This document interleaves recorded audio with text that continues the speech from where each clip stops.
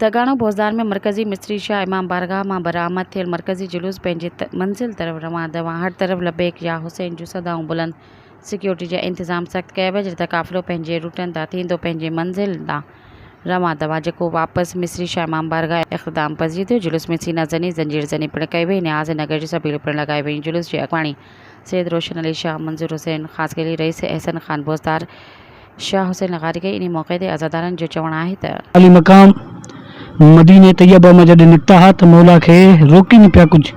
मोहम्मद हनफिया चयो त मौला करबला छो था जो इमाम अली मकाम फरमाए मुंहिंजे नाना जो फरमान बल ख़रजतुल इस्लाह उम्मत जद्दी ऐं उम्मत जी इस्लाह जे लाइ करबला थो वञा।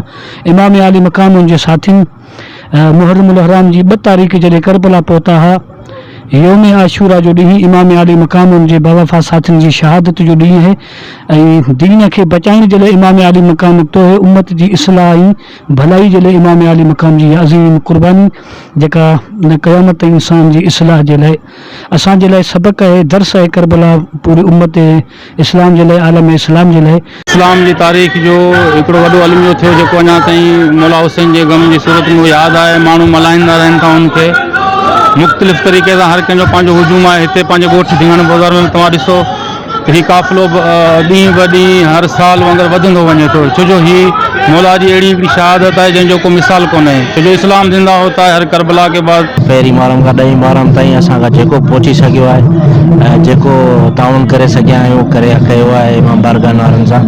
ऐं हीअ सभिनि जो कमु आहे। रुगो ज़िले काउंसिल जो मेंबर ऐं हुजां न हुजां, हिकिड़ो मौला जो हे मातम आज़ादारी आहे। हर को पंहिंजे लाइ करे थो, हर को हिन में पाण सवाबदारी हासिल करे थो। मौला हुसैन जे खां कमु वठे। हर साल वांगुरु योम आशूरा जो ॾियारा मल्हाया वेंदा आहिनि। हींअर ॻोठ दगाणे बाज़ार में मिस्री शाह इमाम बारगाह मां जुलूस निकितो आहे ऐं मुख़्तलिफ़ इलाइक़नि खां फिरंदो अची पंहिंजे क़याम ते पूरो थींदो। सब्सक्राइब कयो अवामी न्यूज़ HD खे ऐं ताज़ा तरीन ख़बरुनि लाइ ॾिसंदा रहो अवामी न्यूज़ HD।